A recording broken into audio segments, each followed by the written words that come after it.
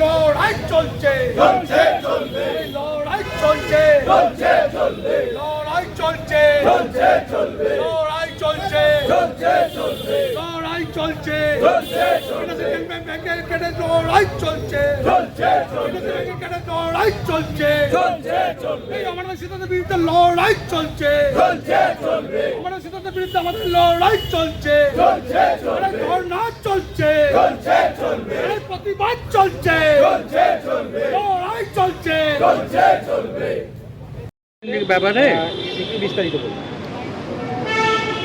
আমরা Bengal provincial bank contract employ অ্যাসোসিয়েশনের আমি জেনারেল সেক্রেটারি।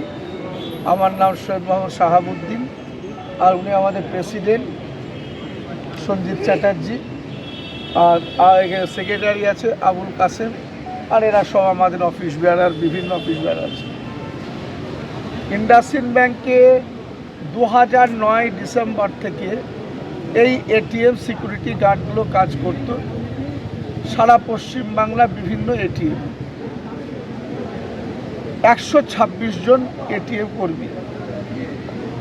এই এটিএম কর্মীগুলো হঠাৎ তাদের সাব ভেন্ডার হোয়াটসঅ্যাপে একটা নোটিশ পাঠায় যে তোমাদের 1 জুলাই থেকে তোমাদের আর চাকরি থাকছে না।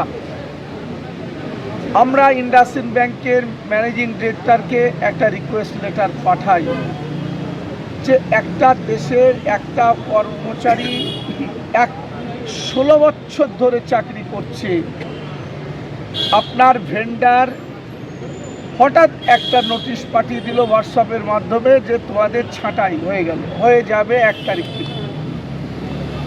এই কর্মচারীরা আজকে ব্যাংকে কাজ করছে, তারা সেন্ট্রাল ওয়েজেস পায়। সেন্ট্রাল ওয়েজেসে 2020 থেকে তাদের কোনো বাড়তি যে ভিডিওটা বাড়ে ব্যাংক এবং কর্তৃপক্ষ আর হিটাচি তার সাব ভেন্ডার দেয়নি। আমরা একাধিক চিঠি দিয়েছি ব্যাংক কর্তৃপক্ষকে অ্যাজ এ প্রিন্সিপাল এমপ্লয়ার যে তোমরা এদের বেতনগুলোকে দাও। এই বেতনগুলো আজকে অক্টোবর থেকে না দেওয়ার ফলে কর্মচারীরা তাদের ন্যায্য বেতন থেকে তারা বঞ্চিত হচ্ছিল 2020 অক্টোবর থেকে। আজকে এই বেতনের সঙ্গে তাদের পিএফের সম্পর্ক, তাদের আলাদা বোনাস থেকে সমস্ত এবং গ্র্যাচুইটি আজকে দেখুন ছাঁটাই করে দিয়েছে, সেইটাও তার সঙ্গে সম্পর্ক।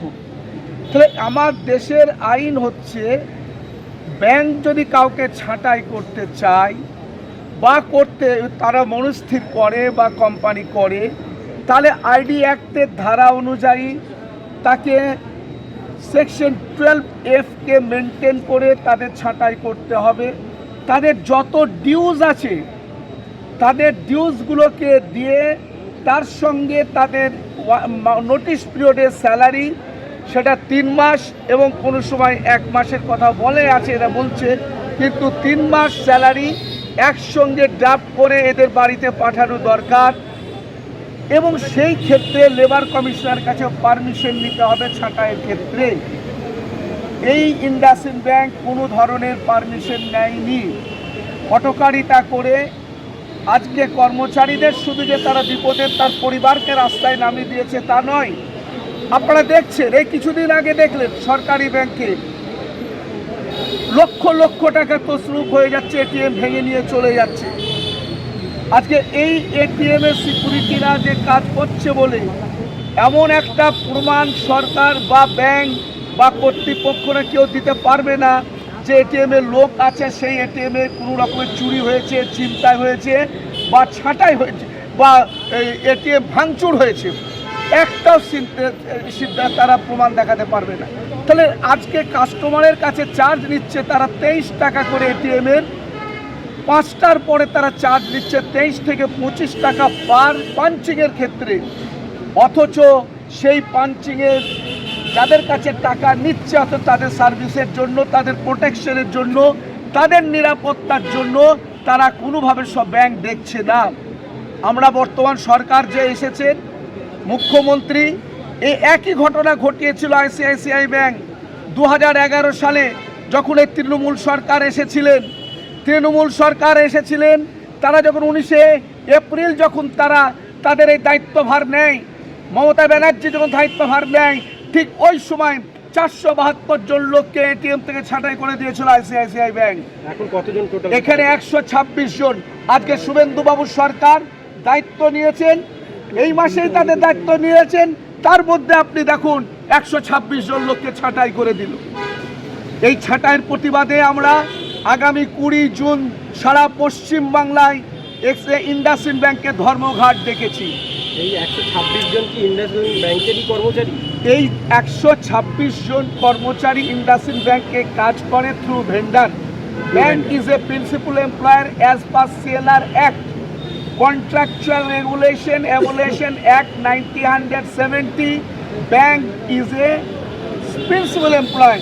তারা কন্ট্রাক্টরের বাড়িতে কাজ করছে না, আপনি দেখুন সিকিউরিটিরা কাজ করছে কাদের? ইন্ডাসইন্ড ব্যাংকে।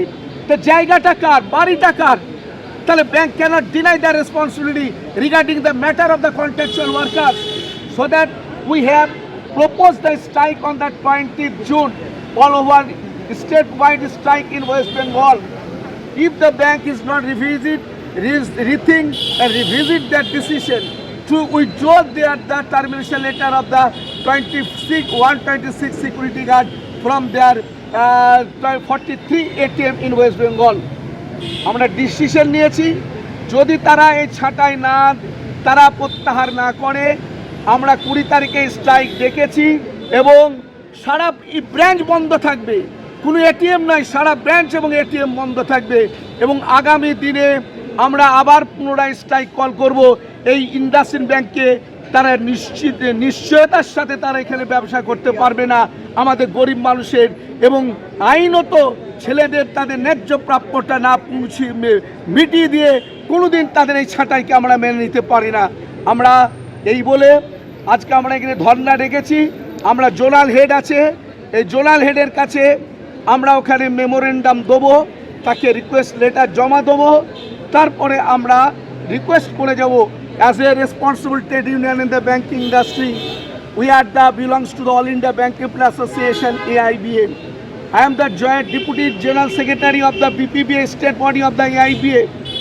আমরা একটা নিয়ম শৃঙ্খলা মেনে চলি, আমরা উঠাইগিরির সংগঠন নয়, আমরা হটকারিতার সিদ্ধান্ত নিই না, আমরা কাস্টমার এবং সাধারণ মানুষকে সাথে নিয়ে আমরা লড়াই ব্যবস্থা করি কমরেড।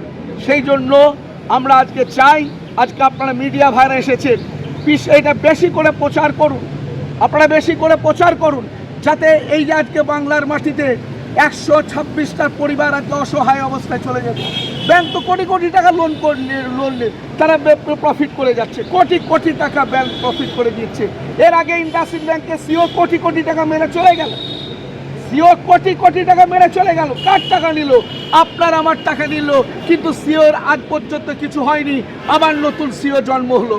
তাহলে এর দিনের পর দিন ব্যাংক কর্তৃপক্ষ লুটে যাচ্ছে তার সাধারণ মানুষের সম্পদকে।